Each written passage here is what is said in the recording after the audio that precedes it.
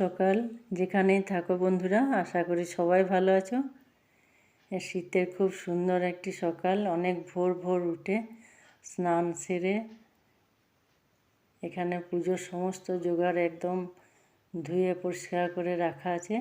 আর ঠাকুরগুলো সকাল একদম স্নান করিয়ে এখানে ওই আতপ চাল ভিজিয়ে সেগুলো বেটে প্রলেপ দিয়ে রোদে শুকাতে দেওয়া হয়।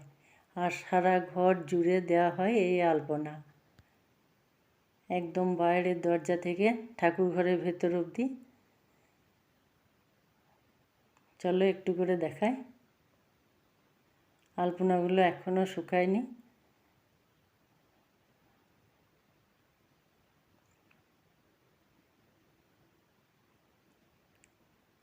সবার আগে ঠাকুর ঘরটি রেডি করে দেওয়া হয়। ঠাকুরগুলো শুকিয়ে গেছে এবার, আর এগুলো নতুন ধানের ওপর এইভাবে করে সাজিয়ে দেওয়া হয়। তারপর সমস্ত পুজোর জোগাড় রেডি করে দেওয়া হয়। ঠাকুরমশাই যদি আসে, আজ অনেক বাড়িতে পুজো হয়, তাই পুজো এক এক করে করতে করতে অনেক দেরি হয়।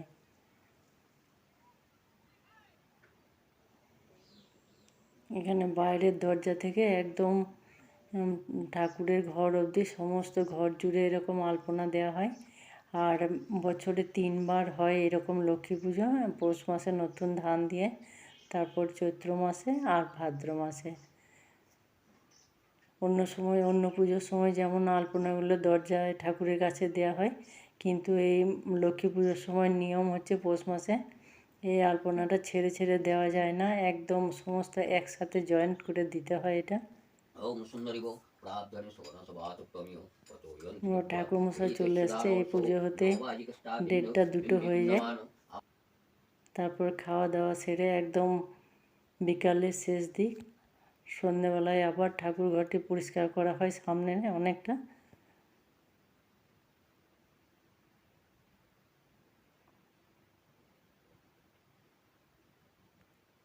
এগুলো সব পরিষ্কার পরিচ্ছন্ন করে অনেকখানি জায়গাটা পাওয়া যায়। তারপর এই যে আবার পুজোর জোগাড় রেডি করে রাত্রেবেলায় কী হয় সেটা দেখাবো। এখন চলো যাই, আর একটা কাজ আছে। এখানে বানিয়ে নিলাম কিছু পিঠে, আর এখানে গরম জল ফুটতে দেওয়া আছে, খুব তাড়াতাড়ি হয়ে যায়।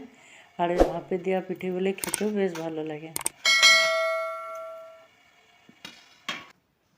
এবার পুর দেওয়া পিঠে খাওয়া যাবে না, তাই এমনভাবে বানিয়ে নিয়েছি। আর এটা গরম গরম খেজুর গুড় দিয়ে বেশ ভালো লাগে। আজকে তো ভাজা যাবে না পুজোর দিন, সকালে এগুলো গোলমরিচ দিয়ে ভেজে খেতে খুব সুন্দর লাগে। এবার আরেকটা পিঠে বানিয়ে নেবো, ওটাও খেতে খুব ভালো, কিন্তু খুব সহজ পদ্ধতি। এখানে খেজুর গুড় আর দুধ রাখা আছে, আর কিছু ড্রাই ফ্রুট এরকম করে। এটাও খুব ভালো লাগে খেতে।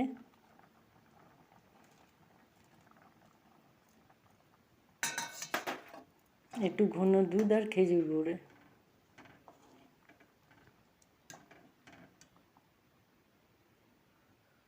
তারপর রাতের খাওয়া দাওয়া, রান্নাঘর পরিষ্কার, সমস্ত কাজকর্ম সেরে একদম অনেকটা রাত হয়।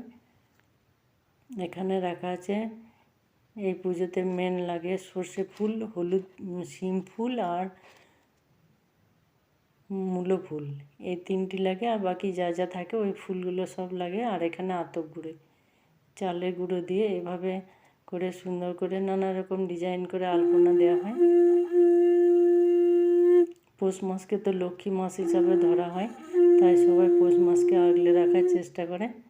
সবাই ভাবে নিজে নিজে ঘরে মা লক্ষ্মী আটকে থাক।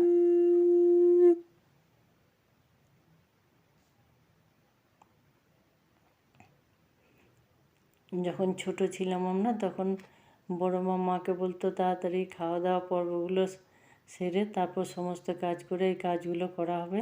আর দিদি, আমি আর বোন হারিকেন নিয়ে বড় মার পিছন পিছন ঘুরতাম আর বলতাম, কি মন্ত্র বলছো বলো, কি মন্ত্র বলছো বলো, এভাবে। এখন এগুলো আমরাই করি, কিন্তু ছোটোবেলার কথাটা খুব মনে পড়ে।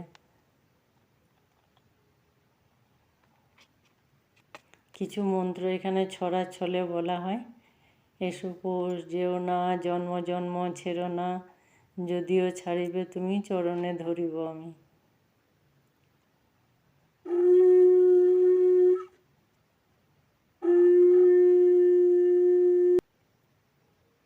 পৌষ মাস, লক্ষ্মী মাস না যেও ছাড়িয়ে, ছেলে পুলে ভাত খাবে উদর পুড়িয়ে। আগে মানুষের তো এত বিলাসিতা ছিল না, চাহিদাও খুব কম ছিল, একটা থাকার জায়গা আর একটু পেট পুড়ে খাওয়া, একটু পোশাক হলেই হয়ে যেত।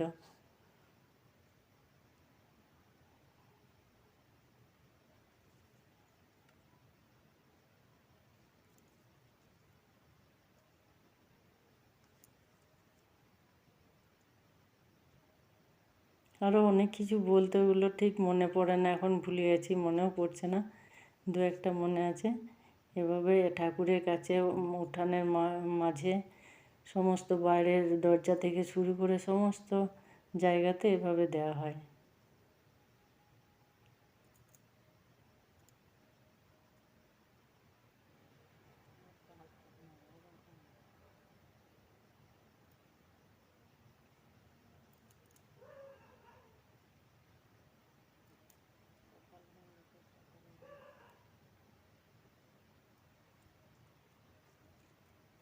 পৌষ মাস, লক্ষ্মী পুজো, মকর স্নান, জয়দেব মেলা। জয়দেব মেলা হচ্ছে সবারই বেশ বহু মানুষের কাছে পরিচিত একটি জায়গা।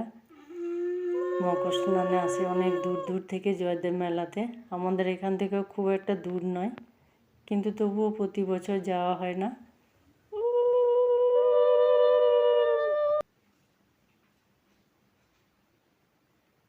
জয়দেব মেলা এমন একটি মেলা, 3 দিন ধরে মানুষ একদম বিনামূল্যে প্রসাদ পায়। স্নান, সারাদিন গান, কীর্তন, বাউল। যে বছর যাওয়া হয় একটা দিন খুব সুন্দর কেটে যায়, বড্ড ভালো লাগে দেখতে।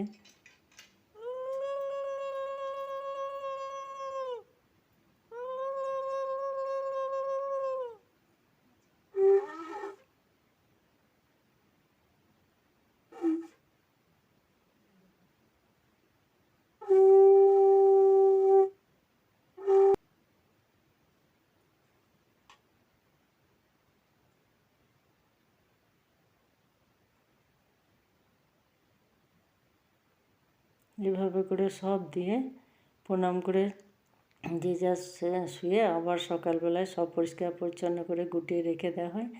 আবার চৈত্র মাসে করা হয় এভাবে পুজো।